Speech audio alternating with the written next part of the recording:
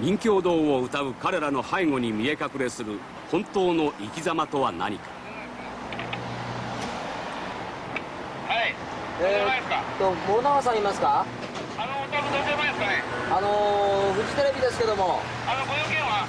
今日はインタビューで取材の許可もらってるんですけども。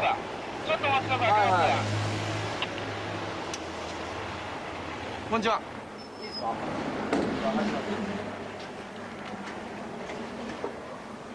こんにちは。上上がってもらえますかね。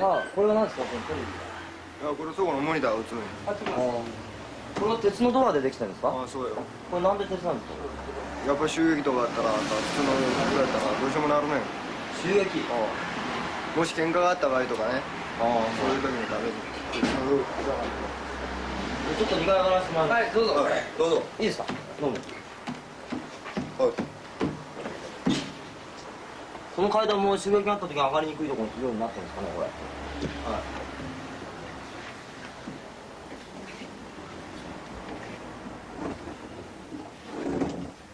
失礼します。フジテレビの方が見えてます。こんにちは。どうも。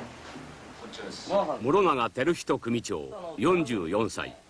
16歳で殺人、少年院に入り、刑務所生活15年。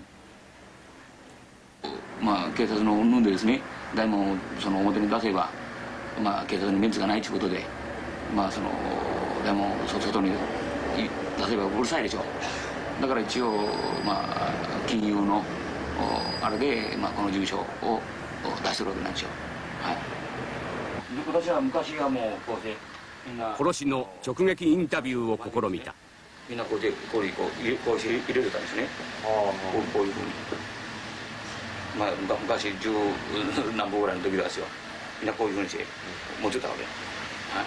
一人はないけどですね。向こうも3人か4人ずれですよ。でこっちも3人ずれぐらい。で向こうからこう蹴ってパッとメンターがこう来てお互いにこうパッと仕事なんですよ。目があったわけです。目がこうして向こうがこうして見よったんですよ。でパッと見てこうして取り次いでパッとここらまで来たんですよ。多分お互いにこう見るからですね。なんかこらしてこうなったわけなんですよ。でその時なんかこらして向こうがつかみかかってパッと来たからなんか来たまって向こうがバシッと来たんですよ。来た時パッと私がこう離れてですよ。なんかやりやがったなってこれをこう抜いてですね。でバッと捕まえてこう2つ刺したわけなんですよ。こう胸のとこですね。そしたら向こうが相手がバタッと倒れたでしょ。こうでっと刺したらここで倒れたわけなんですよ。それで私がまたそれを「何やこれ嫌さにしやがって」してこう起こしたわけなんですよ。ずっと。で起こしてからまたもうそこの時もう無がもう何ちゅうかもうパーッと登ってしもとるからもう頭から顔からもう18か所ぐらい刺しとるんですよ。でそこでもうばったりここに行ってしまったんですね。相手は極道です。相手は極道ですね。はい。その時やっぱり警察の調べでなんか精神鑑定2回か3回させられたんですね。精神鑑定を。異常やっちゅうんですよ。そういうね人間を十何箇所も刺すということはねもう異常じゃねえかって言うてですよ。初めは木刀を持ってですねこれに6人ぐらいおっしゃってきたんですよ。6人ぐらいで。で一番初めにパッと来た人間が木刀となんかこのダンペラみたいな腰に持ってたんですよね。ダンペラみたいな。で私はこういう短いやつを腰に刺してそして木刀を1本持っちゃったんですよ。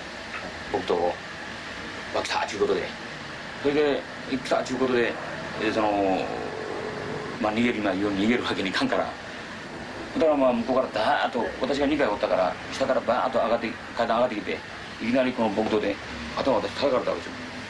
ドーンと頭だから膝がガブッとなったんですね。その時私がそのままもう腰から火が出たからですねそのままパタッと倒れとったら私はもう即行かれとるんですよ。次の今度はこっち来た人間がですよもうバーッと上がってきよるからこっち側の人間が私にいきなり振りかぶってダンペラが振りかぶってなんか来たんですよね。その時目をバーッと私もうこう足がガブッとなった時目バッとこう開いたわけですよ。でガーッとこのままいけんってなってバッと下がってですよ私もいきなりもう持っとったからですねこれここに言ったかな腰バーンっていったんですよ。で向こうも振りかぶっとる前からバタッと行った時に私がどっちかこっちかなんかで一回避けとるんですよ。でその時にここ切られてたんですよ。あそうとでこう避けなかったら頭ガーンチ叩きられてるんですね。そしたら手で避けたわけですよ。はい。で今度横の人間が今度はザーッと来たわけですよ。こ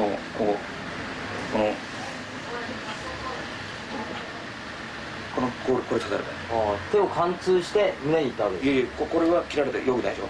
これを今度はこっちが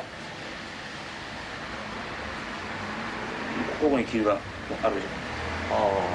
これ、この傷をこれもっと入ってこう避けたところにもっと入ってこれに来たんですよ。こいつに突き抜けてこれが手をこうして避けんかったらこのままズボッとも入って即死しとるんですね。でめった切りにあったわけですね。はい、もうめった切りになった。その時もこれもそうなんですよ。この腹切ったのも胃の手術じゃないんですよ。これは15センチ20センチぐらいありますね。これは木刀で横っ腹ボコッとなんか叩かれてるんですね。で叩かれてこれ内臓破裂しそうやないかということでこれ開いた。もうそこで私も行かれてですよ。もう無我夢中ですね。一人の人間バーッともう捕まえてバスッともう入ってるんですよ。それで階段からブラブラッとお互いにゴリゴリしたんですよ。でもそこで団子ですね。それももうあとはどげになったかわからんでやったわけなんですよ。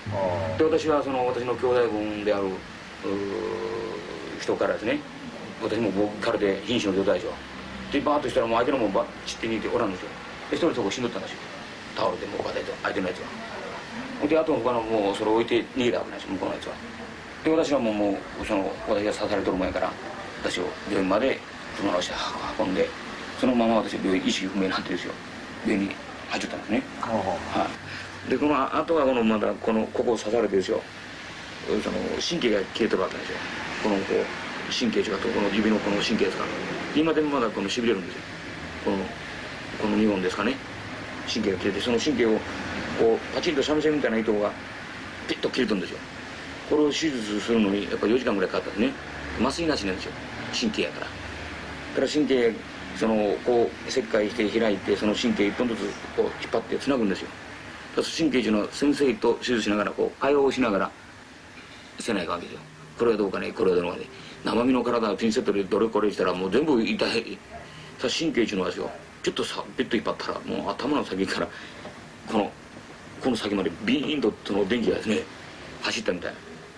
酒、女、博打は一切やらない。家庭に妻と5歳の娘がいる。その妻は喧嘩にはもう慣れましたと笑った。結婚して8年。夫がヤクザであることを近所の人は薄々気づいている。死を恐れる者、極道都政で生きる資格なしと言い切る諸長組長。極道に妻子は不要と言った故山口組4代目竹中正久組長の言葉を彼はどう聞いたであろう。少年院を振り出しに振り返ることなく歩いてきたヤクザの道。長い刑務所暮らしで合田一家での出世は遅れた。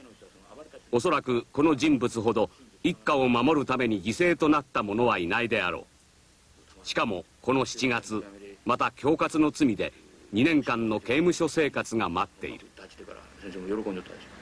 病院と刑務所の繰り返し。そうですね、私の人生は3分の2ですよね。そうですね。それで病院との刑務所を言ったらもう私が今43でしょ。もう20何年ぐらいもう病院と刑務所の生活じゃないですか。今ここにいるのが珍しい。珍しいですね。